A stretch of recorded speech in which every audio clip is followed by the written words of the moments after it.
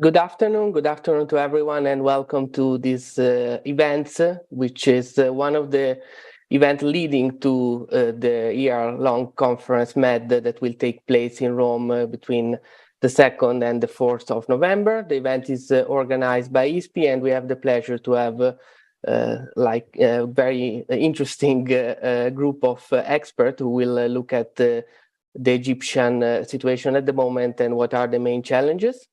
So let me introduce to you HISHAM HELLYER, scholar of the Carnegie Endowment for International Peace and Senior Associate Fellow for RUSI, MARINA OTTAWAY, Middle East Fellow from the Wilson Center, and MIRETTE MABROUK, Senior Fellow and Director of the Egyptian Program for the Middle East Institute. So I will start with HISHAM to have a bit of a first overlook on the situation in Egypt from a security focus. So I would like to ask you what are the measures that the government in this moment is taking to prevent resurgence of jihadism, that was something that affected Egypt in the past, and how Egypt is contributing to tackle terrorism on a more broad regional level. Thank you, Matteo, and thank you, of course, to ISPI for the invitation. It's a real pleasure to be on a panel with esteemed colleagues like MARINA OTTAWAY and my former colleague, MIRETTE MABROUK, I'm always pleased to see. So thank you very much. Now, it's actually incredibly difficult to measure how the incidents of terrorism are being tackled beyond a purely securitized sort of lens. And certainly within Egypt, that's quite difficult. You know, observing from afar or even from within country, you get incidents reports about how many people have been killed and how many attacks have been foiled and all of that. But I think what's also very interesting is to see how Egypt tackles this on a regional level. What other countries they feel more affinity with in terms of how they analyze the issue of extremism and radicalization. And I think it'll be interesting over the next few years to see how that develops, because as I'm sure your audience and there have been these different poles and axes of influence in the region where Egypt has found common cause with Saudi Arabia and the United Arab Emirates. And they, of course, have a particular view when it comes to extremism and radicalization, as opposed or as compared to the Turkish Qatari axis in that regard. So these are very different approaches, and it sometimes creates difficulties in multilateral relationships. Because again, when you see their partners in the West, whether in Europe or the United States, they also have very different views, right, about what constitutes extremism, what constitutes radicalism, and at the same time, all wanting to be part of the same regional security architecture. So it's not an easy question to apply. Thank you very much, but nevertheless, you gave us a very interesting overview on the security challenge that is still there in Egypt, despite the development that you were mentioning. I would like now to ask to MARINA OTTAWAY about the Egyptian foreign policy. So we move from an internal to a more external point of view. What are the priorities, especially with the Libyan dossier that has been very high on the list for many years for Egypt, and how did these priorities evolve over the last years? What is the state of the art of the foreign policy for Egypt? Okay, I think I'd like the first thing to keep in mind when discussing Egypt's foreign policy is that there is a huge gap between the way Egypt sees itself in the region. That is, Egypt sees itself certainly as a regional player, not quite as, the three concentric circles of that Nasser used to talk about, but certainly as a regional player. In reality, its role is very limited because Egypt is a dependent country. Egypt, sees itself as a country at this point on a par with Saudi Arabia and the United Arab Emirates. It's not. It's dependent on those countries for financial support. So that when you look in reality, where Egypt de facto is concentrating its efforts, it's very much on the country, on its borders. And there are two issues in particular that are crucial to Egypt right now. One is what's happening in Libya, and particularly Eastern Libya, which is understandable because after all, that's immediately across the border, and Egypt is vitally interested in what's happening there. And also it is, I think, using the word obsessed, it's not out of place, is obsessed with the issue of the Ethiopian construction of the great Ethiopian Renaissance Dam, the GERD, and the fear that that is going to have lead to a drastic reduction in availability of Nile water, so that Egypt is spending I would say an inordinate amount of efforts in trying to obtain something that it's never going to obtain, that is a binding agreement with Ethiopia about the use of the water. I know of there are all the big rivers in the world cross more than one country. And I know of any country, of any upriver country that has agreed to give another country final say on what it can or it cannot do. So it's on a fool's errand, essentially, on the GERD, but it is still at the center of its policy right now. So I think those are de facto, not in Egypt talks big, but in practice, those are the two issues that are closest to its interest right now. Thank you very much. Yeah, indeed, there is this on the top of the agenda of Cairo at the moment. I would like now to move on the economic side with MIRETTE MABROUK. So my question there is, what are the characteristics, the strategy under Al-Sisi so far in terms of economic policies, and what do you think had worked and didn't work as well over the last 8 or 9 years, so since Al-Sisi is in power?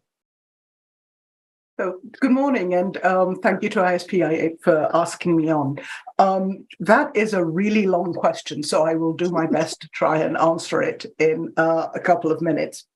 Now, I believe that you wanted me to concentrate on the economy since the first election in 2014.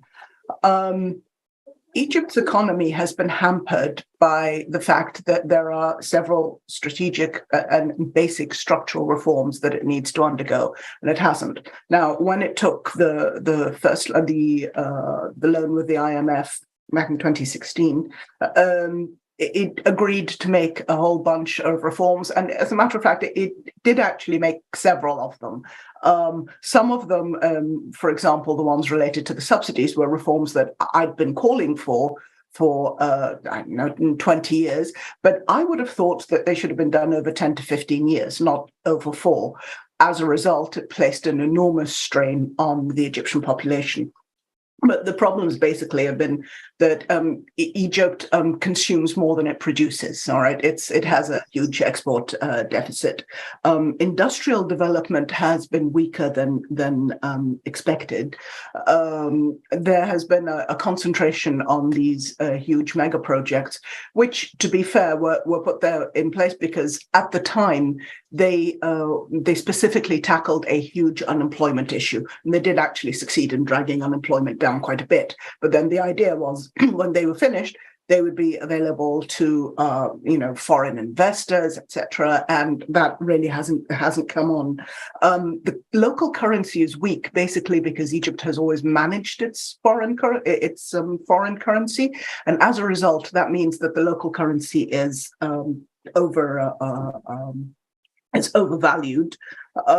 There is heavy state involvement, and by state I mean state and military. There is heavy state involvement in the economy, which means that foreign investors are often deterred, because why would you want to compete with opposition that is really well connected, doesn't have to pay taxes, has all the inroads? I mean, it's unfair competition, and that's been a huge problem. And the private sector has not been able to do its job, which is to pull the cart.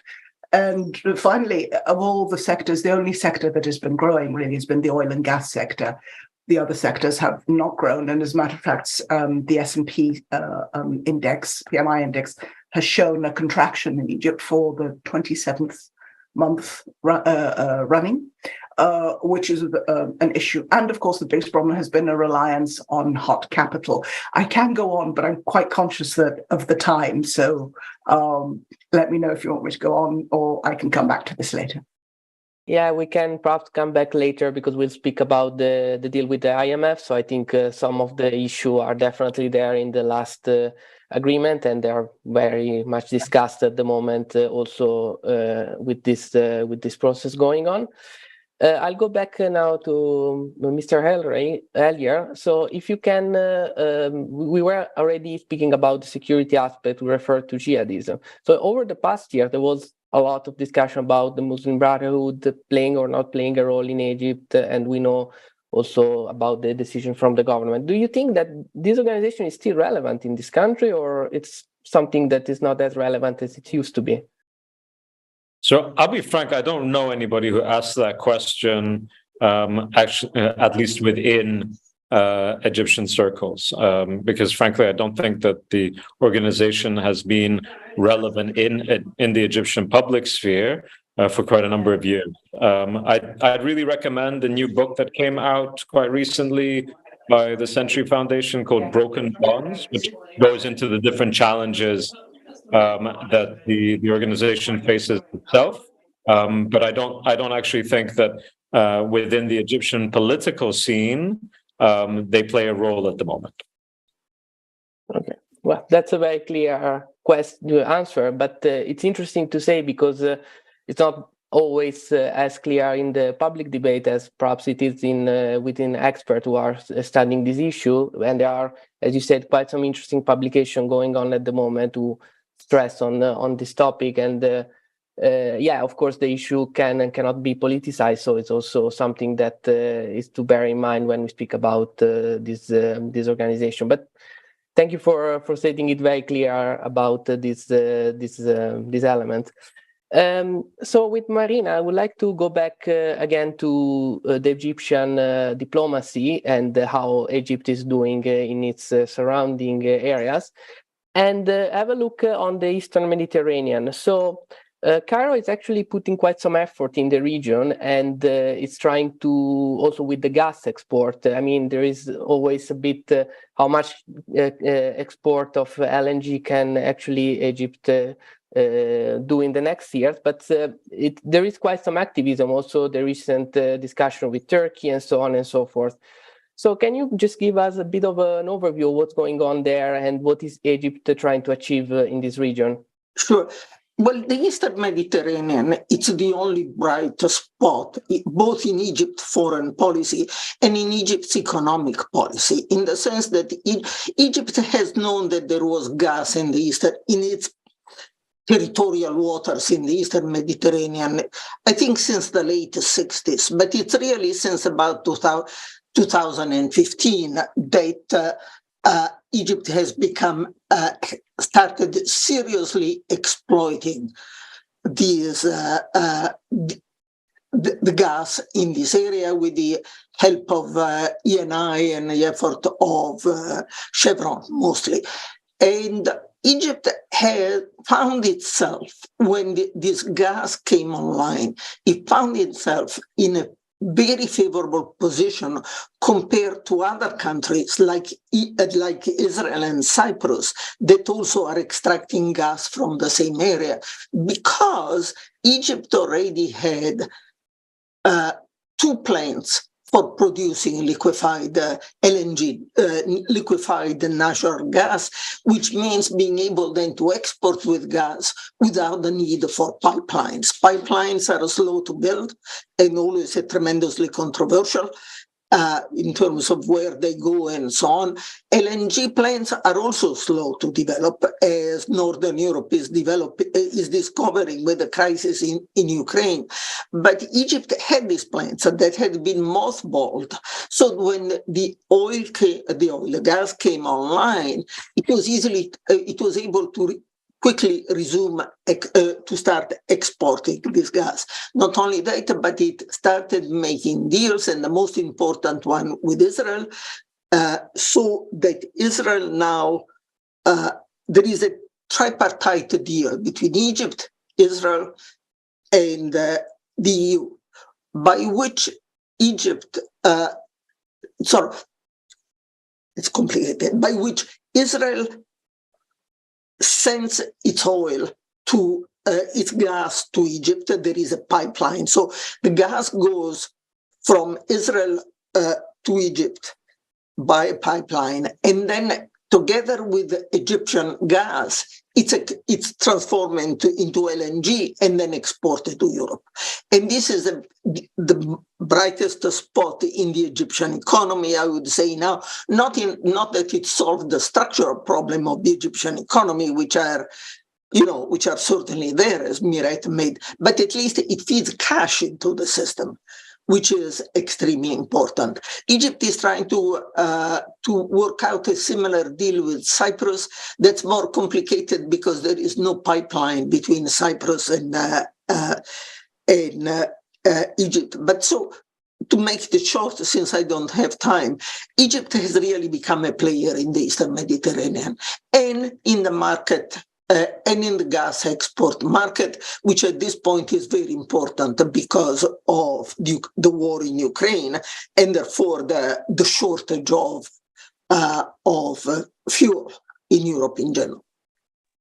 Okay, thank you very much. You're all being very good with the time. I'm really impressed by by that. So thank you very much also for that. But so if you want to take a minute more for the last question, we can also do it. I feel putting some pressure there. So MIRETTE, actually, I wanted to go back a bit on the economic element, and you were mentioning it already. Egypt is discussing like a loan deal with the IMF. It's actually becoming the second debtor with the organization after Argentina, so it's quite big amount. And there is this topic you mentioned. They are there on the table, and they are being quite discussed quite widely at the moment.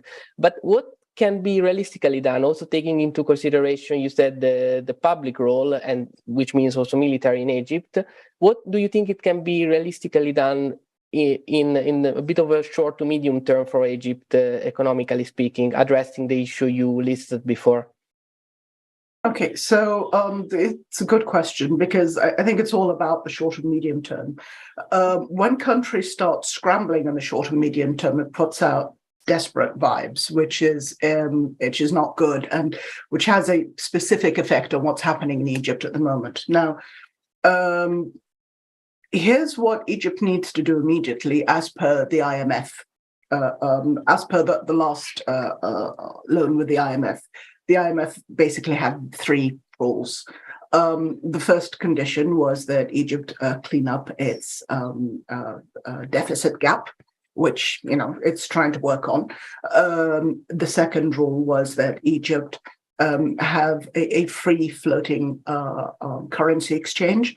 And the third one was that it make the investment climate more welcoming to investors. Now, that last one is sort of, loosely translated as the state and the military need to step back to allow anyone else a fair chance at this, so that the economy can, move forward. A couple of things. The closing the deficit gap, when the Egyptians went to the IMF, they'd actually done their homework and they were, doing their best to close the deficit gap. But the situation is complicated by a couple of things. One, this whole mess isn't just happening in Egypt, it's happening the world over. The monetary policy in Egypt is following a global line. This is happening the world over. The problem is countries like Egypt, and we're specifically talking about Egypt, are especially vulnerable because of the structural reforms that it needs to make that we discussed earlier. The other thing is the currency exchange. Now, Egypt kicked in on that straight away. Egypt had managed its currency, which essentially means when the market needed dollars, the central bank would release them, and when it didn't, the central bank would buy them back. And that propped up the Egyptian pound. It can no longer do that. And as we've seen, the value of the Egyptian pound has dropped by almost half against the dollar. It's almost 31 now. That was yesterday. It could be up today. And it is expected to devalue further. We are expecting further devaluation. That's good for imports, but it's awful for everything else. Inflation is at its highest in almost 5 years. It has a huge effect on the citizens of Egypt. But they did the right thing. We have a new government. Egypt has a new governor, relatively new governor of the central bank, and he did the right thing. However, the biggest one, and this is the most difficult one politically, is moving the state and the military out of the economy. Now, no one expects the state and the military to move back completely. There are actually advantages to them being there in some cases. However, it needs to happen fast enough to attract the kind of foreign investment that Egypt so desperately needs. Now, the government is already starting, and there is an IPO program in place. They are considering selling off the insurance companies, which are, a jewel in the crown. The military has said that it is putting up companies. There have been two military companies that put up Safi and Wataniya, one of which is a water company, and the other one is a huge petrol station company. But it remains to be seen whether they are going to be able to make that movement fast enough. Because the problem is, because Egypt needs it at the moment, people who are looking to invest are looking to snap up good companies at really, really cheap prices. That is mostly for the Gulf. The Gulf before used to come in with, deposits in the central bank and support, and that's no longer happening. The Gulf has now said, we are in this to invest. We want a return on our investment. No more blank checks. So they're looking for a reform as well. So it is a really, really difficult and delicate time at the moment. Again, I'm aware that I shouldn't be going on. Thank you. No, that's clearly the case. Actually, today there was the new data on the inflation, as you might have seen, that reached 32%, if I remember correctly. So that's clearly, yeah.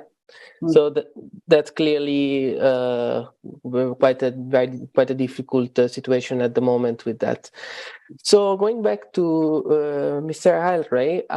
HELLYER, I wanted to ask you about again on a more internal point of view of Egypt, how Al-Sisi actually promoted a certain also image of social religious values in society. We tend to think there is this division between Islamism and so on, but actually it's not as clear.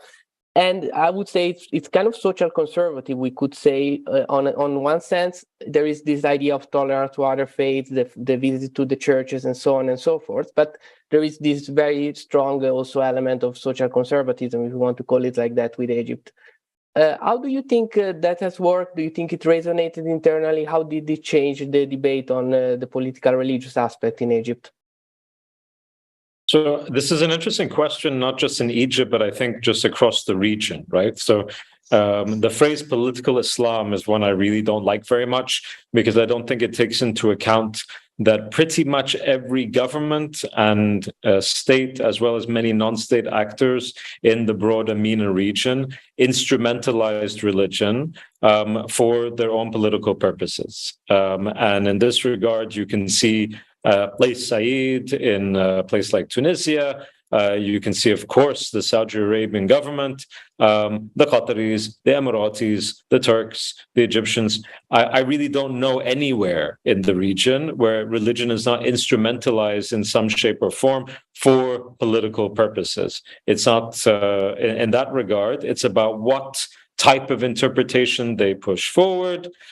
So, of course, when it comes to Saudi and Qatar, it's generally speaking a pure Salafi approach, but instrumentalized for political purposes. When it comes to Egypt, Turkey, and the UAE, I'm just mentioning the countries I mentioned so far, it's much more mainstream Sunnism, but again, instrumentalized for political purposes, right? And in this regard, Egypt isn't particularly unique. Okay, so you see that very clearly that in Egypt, the overwhelming majority of the population, of course, is Muslim, with a strong and significant Christian minority that is mainly Copt, but has other denominations as well, Catholics and Protestants. Of course, when it comes to the Muslim community, they're generally going to be, at least in terms of identity, I'm not talking here about practice and religiosity, okay? I'm talking about identity. They're religiously conservative, okay? And the Azhar is widely respected across the country, as it is, generally speaking, at least in a symbolic way, across the Arab world and the Sunni world, more generally speaking. So I don't think that there's much here that's particularly unusual, but not very unique. But I do think that it's important to just point out, none of this is quote unquote political Islam.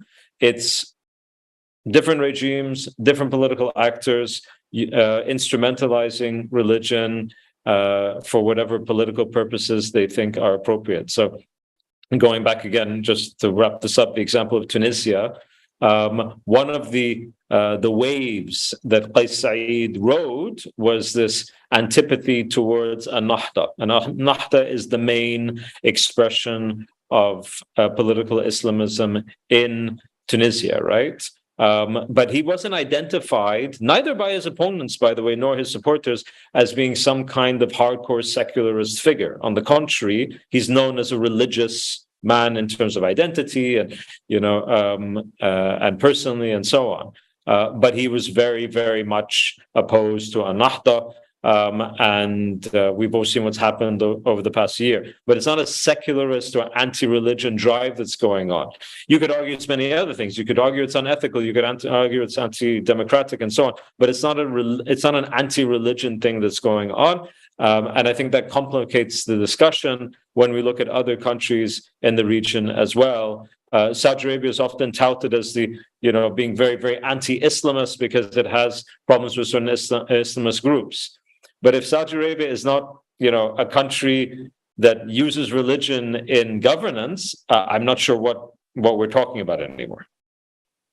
Yeah, no, I really much share your view. I think that's actually very interesting dynamics, and oversimplification really makes no justice to what's going on, because there are different political models, and the fact that someone opposes Islamism, if we want to call it like this, doesn't necessarily mean that you are secularist, which is something that sometimes, especially in the Western debate, we don't get as clear as it should be taken.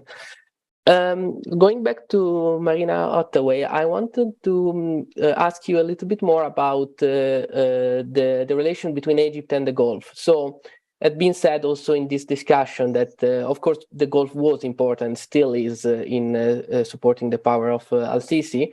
But it seems like lately there have been some issues and there's been some tension, despite not on open air, between especially Saudi Arabia and Egypt. For example, there was at the recent summit called by the Emirate leader, of course, focus on the Egyptian economy. There was not the crown prince of Saudi Arabia. So how are the relations at the moment? What is the current state of the art? And do you think there is something different compared to a few years ago? Yeah, that's a good question. But before I answer it, before I address it, I'd like to, I know I'm not supposed to talk about the economy, but I'd like to go back for a second to the issue of the Egyptian economy. I totally agree with what MIRETTE said about the basic problems that deal with the IMF and so on. But there is another issue concerning the future of the Egyptian economy, which the IMF does not address because it cannot address it, because it's not. And one is the huge demographic problem that Egypt has. And the second one is the lack of investment in human capital that the country has made over the years.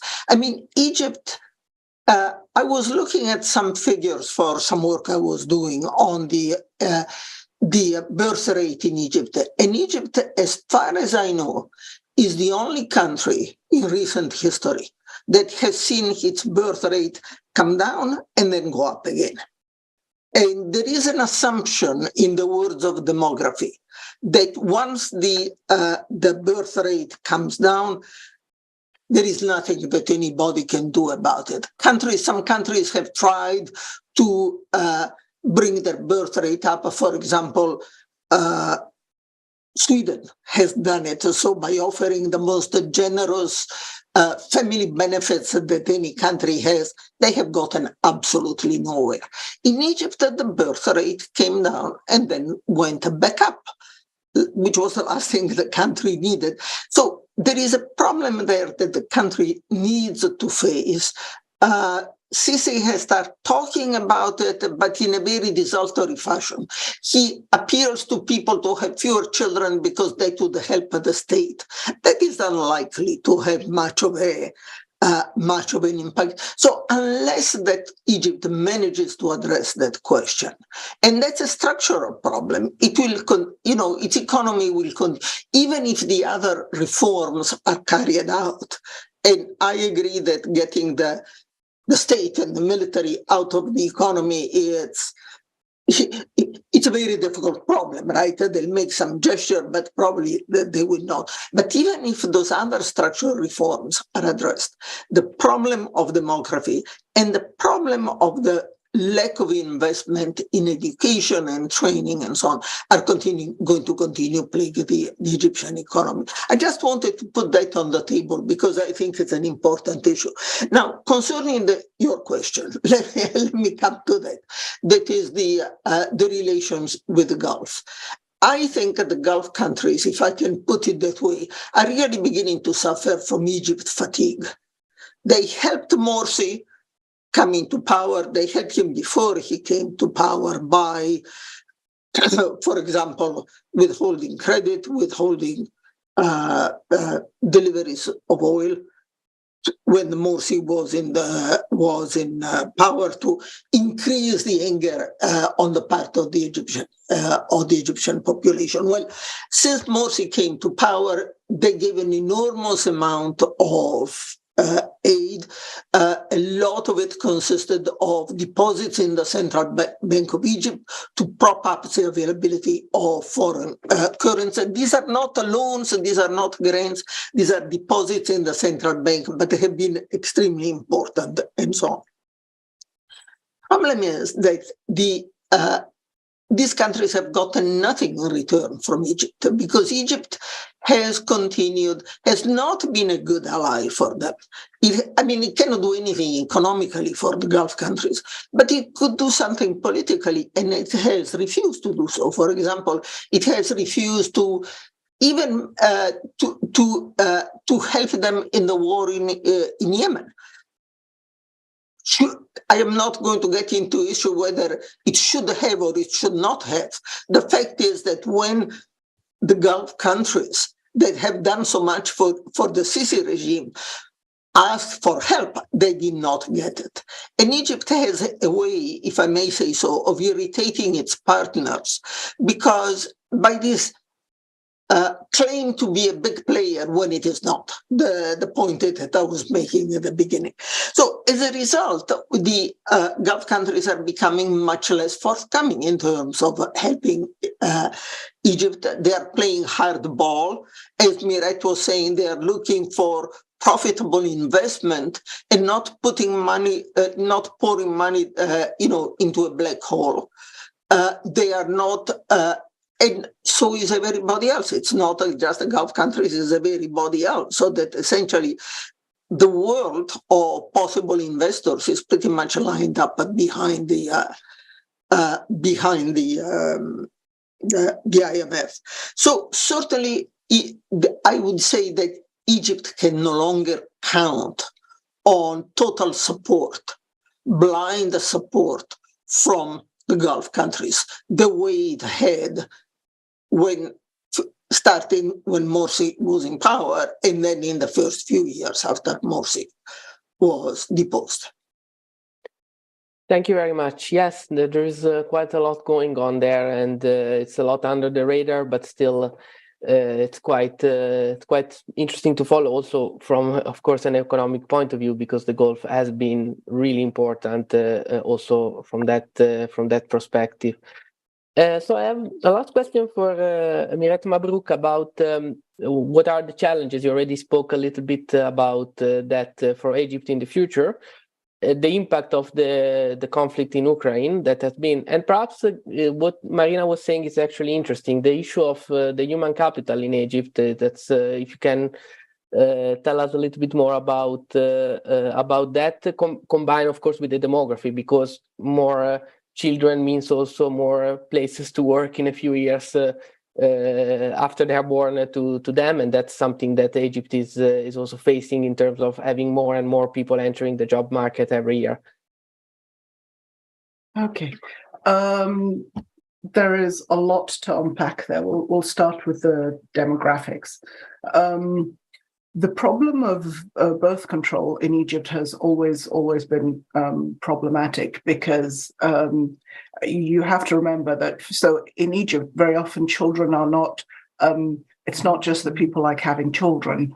There are myriad socioeconomic reasons why you have them. Women have them because they want to prove that they're still fertile. Families have them because they essentially they add to the labor force. They bring in money. There are people who consider that birth control is a sin, and also families will use them to hedge against what happens when I get older. It's much better to have 1, 2, 3 people. Egypt is not a country where you put your parents into elderly homes, so bringing the population down has always been difficult. Under President Mubarak, there was a concerted driven by the then First Lady. There was a concerted effort to try and bring the birth rate down, and actually did succeed, as Maria pointed out earlier. And then it all went to pot under the Muslim Brotherhood, who did not come out and say birth control is not allowed, but they shut everyone up from discussing it, and that was the end of that. And then by the time President Sisi was elected, what they've been pushing since 2019 is the 2 is enough, which is to encourage people to have 2 people, which is, in my opinion, not enough. I think what they should just say is, you want to have more than 2 kids, then you're on your own. No more free schooling, no more free education, no more free visits to the clinic. All of these things that the Egyptian middle class take for granted and the Egyptian poor take for granted. So it's a huge problem, and it is one of the problems why Egypt has had a steadily increasing growth rate over the past decade. This year, I mean, the predictions, of course, have gone down, but it's still at about 4%. But unfortunately, the demographics make it very, very, very difficult for that growth rate to shine. So that's the demographics. Now, what to do? The Gulf. I think Marina is definitely right on the Gulf having Egypt fatigue, but it's also complicated in some way. Egypt has always had an independent foreign policy, and there was never ever any question. I think the Saudi Arabians asked again, but they knew that Egypt was never, ever going to go to Yemen. I mean, Egypt already tried going to Yemen in the 1960s. It did not turn out well, and that was the end of that. And Egypt doesn't involve, I mean, it has an extremely conservative military policy in cases like this. It was never going to do it. So in this case, it's not just that the Gulf has Egypt fatigue, which it does.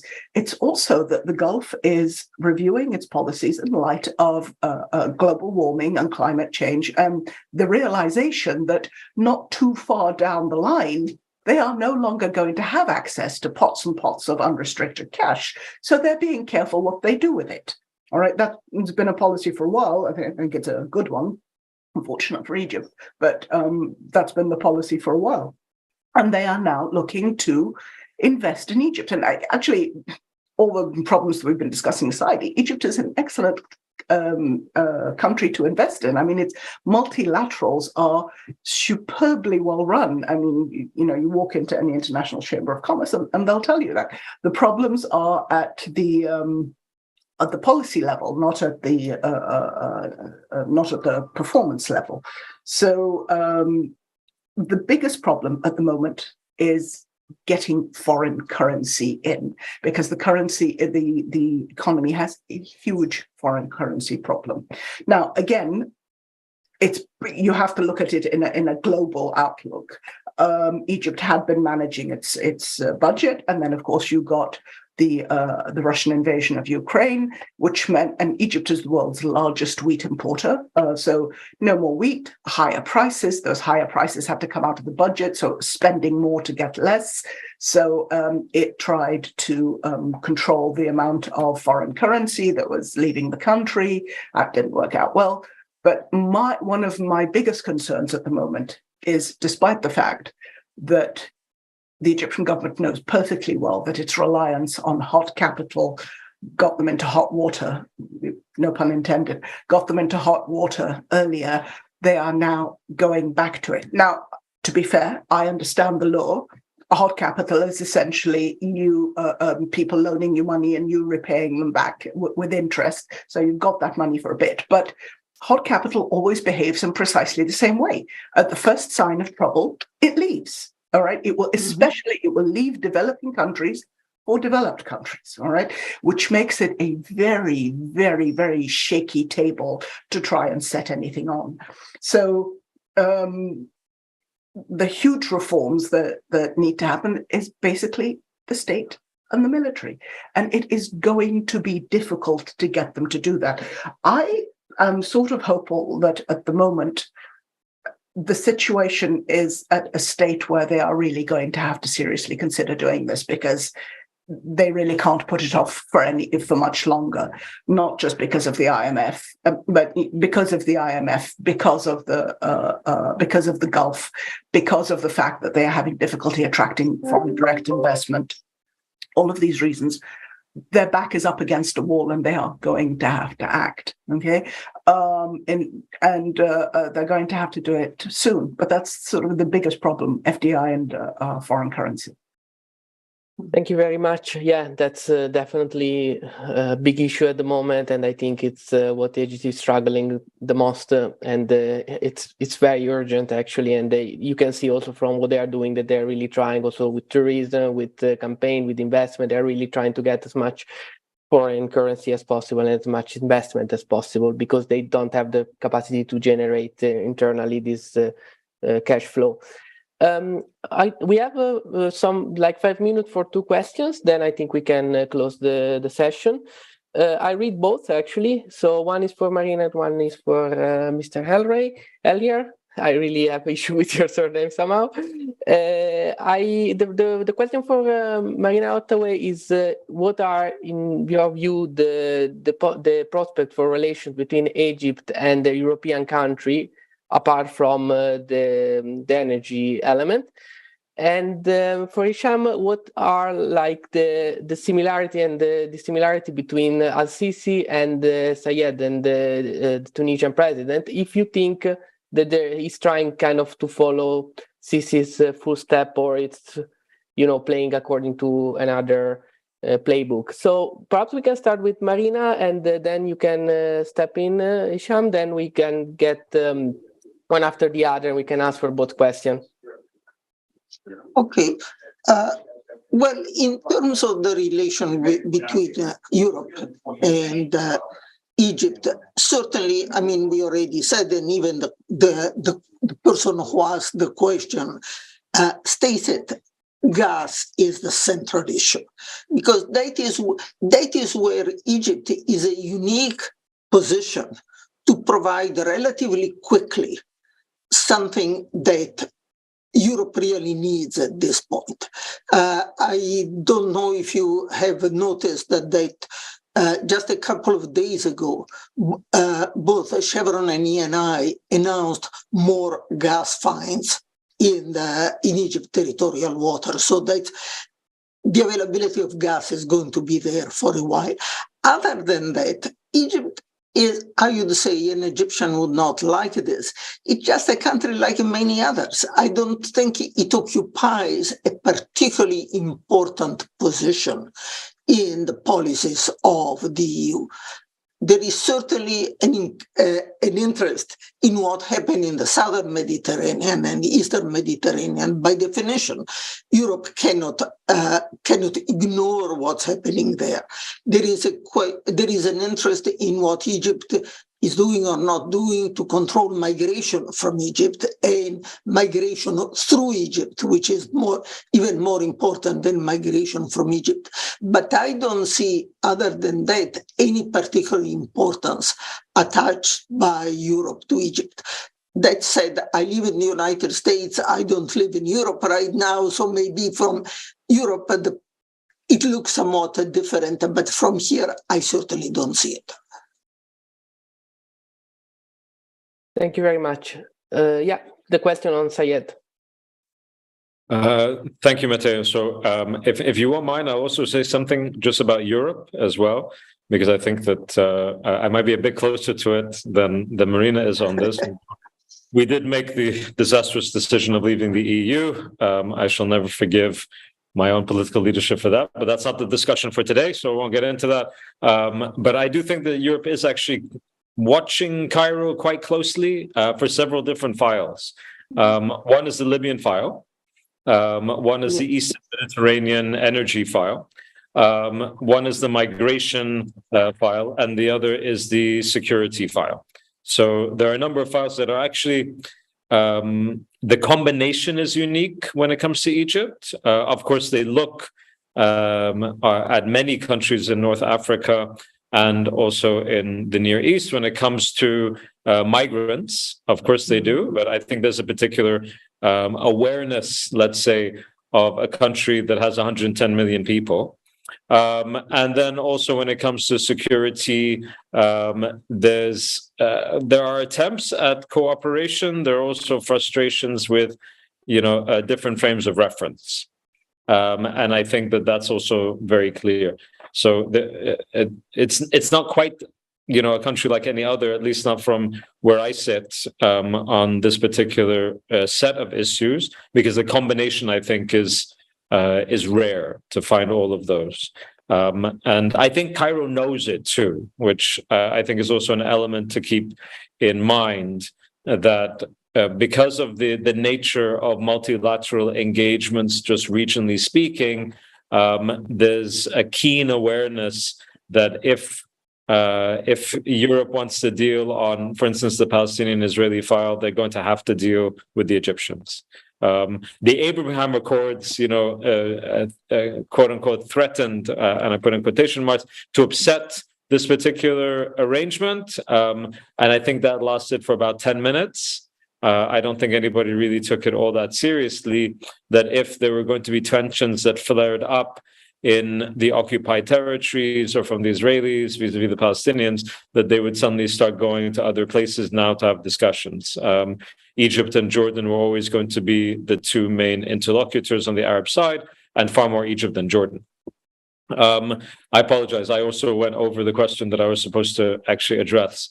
So on that question about Qais Said and Sisi, I know that there's a temptation to think that, these things are really well thought out and strategically planned, and there are models and all the rest of it. I don't think that's the way it works. I think that you have situations that develop, I won't say organically, because of course there are interventions that are made of different types, but they started from very different points. They came from very different backgrounds and different histories.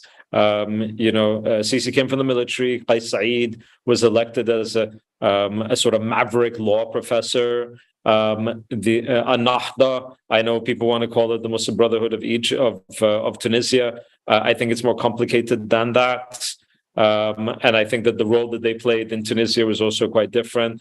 So I don't know if there's a quote unquote a playbook here that's just being followed. I do think that it's very unfortunate the way that things are presently working out in Tunisia, but we're not talking about Tunisia today, so I won't go too much into that. But certainly there's a lot of concern within London as to how that is currently progressing. I'm not entirely convinced that there's much that London will do, but I do hope that Tunisia, for its own benefit and its own sake, does a course correction pretty soon. Thank you very much. Mirette, do you want to add something on these two questions? I actually did. I think HISHAM covered a lot of what I was going to say, but on the Egypt is a country like any other. I think all countries are countries like any other, but in the case of Egypt, what you're really looking at is relative value and worth to other countries, geopolitically speaking. Egypt is not what it was under Gamal Abdel Nasser, is probably not even what it was under Mubarak. But I think anybody trying to put a policy in place for the Middle East without putting Egypt more or less front and center is going to be in for a futile exercise. Egypt is a large, often dysfunctional country that has myriad economic problems, most of them, frankly, its own fault. But it is, as HISHAM pointed out, the largest one in the country. It's got the largest standing army. Its geostrategic region is peculiarly well blessed. There is a reason why it has always been able to count on, to date, has been able to count on Gulf largesse. Countries are not altruistic. They're not nice. If people were simply altruistic, the Palestinians would be in a significantly different economic state than they are now. That's been done because Egypt's geostrategic size and geostrategic relative importance is integral to the security of the region. That's why the Americans are still nice to it. That's why the Europeans are still nice to it. It has huge issues. It is not, no one is going to say that it is currently the preeminent player in the region. No, I mean, that, and that's, largely its own fault. But thinking that Egypt is not central to Middle East politics, I think is a little off base. Certainly, I think it'd be risky if I were putting together a policy. I discounting it, I think, would be dangerous. Thank you very much. I think we are running out of time. Sorry, Marina. I think we That's are. All right. That's all right. There will be other occasions. Yeah. That's all right. But thank you very much. It was very interesting for me to hear all of your insights, and I really learned a lot. So thank you very much, and wish you a good afternoon and a good continuation of the week. And thank you, Marina, and thank you, Mirette. Thank you, everybody. Thank you, HISHAM. Thank you, Matteo, Ludovica, and ISPI. It was a pleasure. Thank you.